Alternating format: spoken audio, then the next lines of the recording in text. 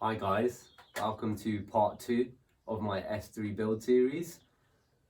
Since the last video, you must have seen that we've taken the car apart, we rebuilt it all, put it back together, and as we said in the beginning of the last video, we went to start it and the cam pulley had actually sheared. After a bit of investigating, we've managed to find out why the cam pulley keeps shearing. So now we've totally sheared 3. And we've managed to figure out why they keep shearing. So the culprit for why it keeps shearing is this right here. This is the keyway that the cam pulley actually slots into. And after a bit of measuring, we've managed to figure out that that has actually been mangled and it's out by 0.5 of a millimeter. So what's happening is when we're putting the camshaft pulley on, it's shearing about 0.5 millimeter off of the pulley, which is weakening it, causing it to break. So far we have broken 3 in total, and that's what keeps knocking the timing out.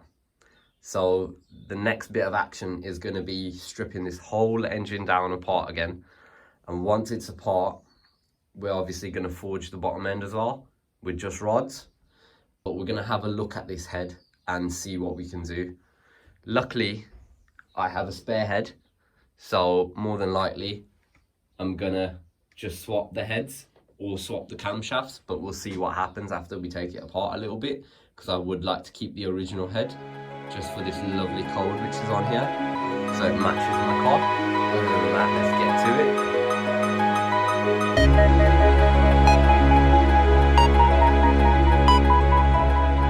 Alright, so we've got a lot of it broken down now. Got a lot of the stuff taken off the top of the engine. I'm just getting it ready so I can rip that head off so I can have a look at the inside. I still haven't taken the ancillaries off. I'm weighing it up. I might actually leave them on because it is on an engine stand. The problem that I'm having is this turbo. So I have a Relentless Pro 4 manifold which goes into it, and although it's a very, very good manifold, it's also a right pain to take off. And they actually have a specific fitting kit to fit the turbo onto the manifold, which I did not have because I brought it secondhand. So I made it myself. 1 stud, 1 cap head, and 1 normal 17. It's not ideal, but it will work.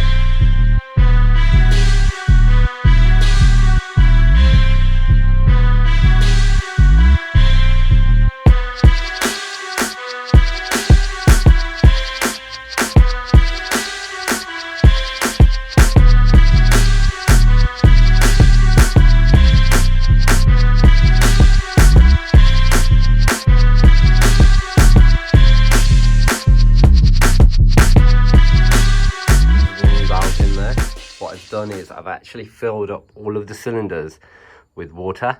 This is purely a test how well the seats have seated. I'm going to watch these for a few minutes and see how much water manages to go through. Luckily there's not too much that's actually gone through, and it has stayed at the same level, which does tell me that these valves have seated correctly. The next step would be to clean up the surface a little bit more. I have started. Ideally, you want to get this re-skimmed at a machine shop, but due to lack of time, we will be doing it by hand. So I've already started, so I've just gone through the grits. We're going to be sanding with 600 and 1200, but this is the head nearing completion. Once this test is complete, I can start to put back in all of the cam caps, the tappets, the cams, and the VVT. And once that's all back together, the head will be complete, ready to go onto the block.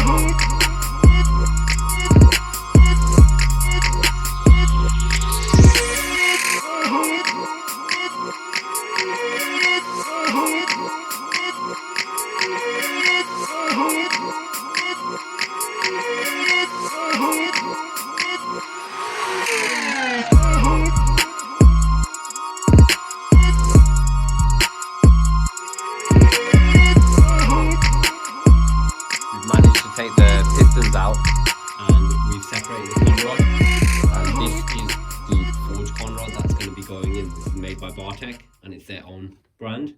This is the original one, and you can quite clearly see the difference between the thickness. So these are rated to 1000 brake, and we're going to be putting these in with ACL race bearings with the ARP 2000 bolts. So this should make it quite a lot more stronger.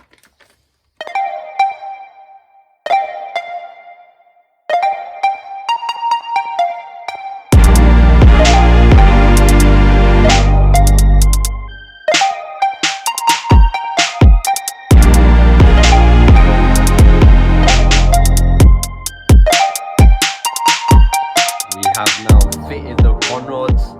They're all in. They've all been torqued up to spec. We've faced the bottom of the sump as well, by the bottom of the block. So once this is ready and done, it'll be good. The engine spins nice and freely, and that's really what you want to look out for. After fitting each rod, you should check if the engine spins freely to make sure there's no obstruction.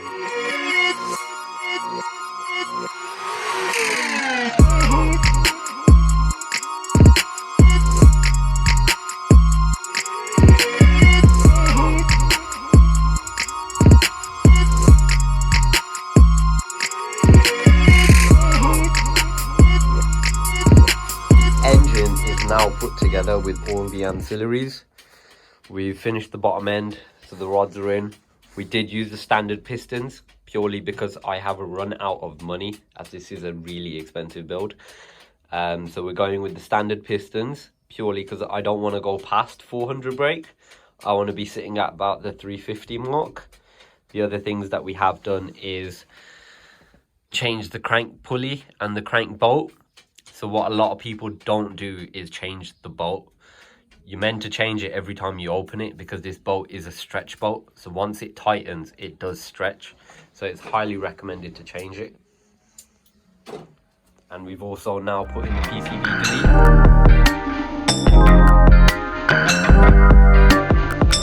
So finally today, we have just received the head gasket set. And I have been waiting for this for about 12 days. And the company that I ordered it from didn't deliver it. So I've managed to get my local parts guy to order it in for me. And I just want to give a shout out to Autowise on Holyhead Road, because all of my parts come from him. He gets them for me on the same day, and he has the best prices around. So for anyone in Birmingham, I would highly recommend going to Autowise for all your parts needs.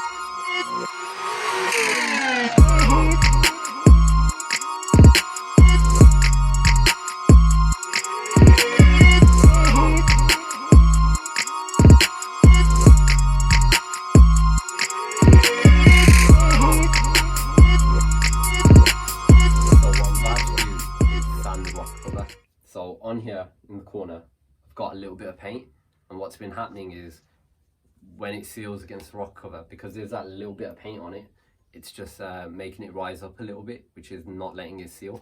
So I'm going to sand this down, get it perfectly flat. Once it's nice and ready to go, put a bit of sealant on it, and then put it onto the head. I need a flat reference surface. So when I'm sanding the rock cover, I need to reference one point against the other point to make sure I'm sanding at a perfectly flat plane, and it stops the actual metal from sanding bent. And if you sand bent, you're going to take a little bit of surface off it, which will cause a leak. So you want to try and keep it all straight and make this as flat a surface as possible and a nicer finish for the sealant to be able to grab into it. And then the other thing is the microscopic scratches that the actual sandpaper puts in to the metal is actually a better surface for the sealant to grab into, because it gives it more surface area, which connects the two and allows for a better seal.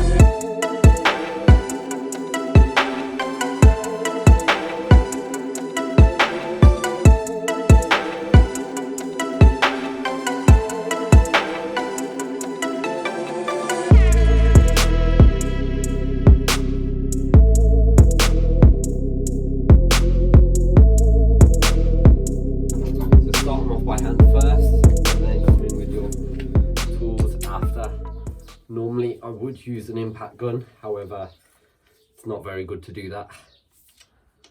In fact, an impact gun should only be used when you're taking things apart.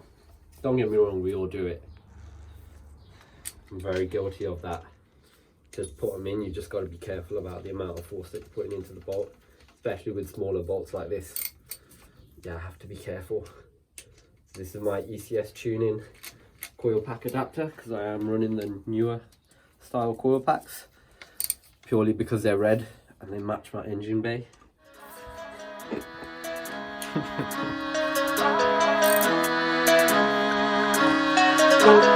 Wrizzle.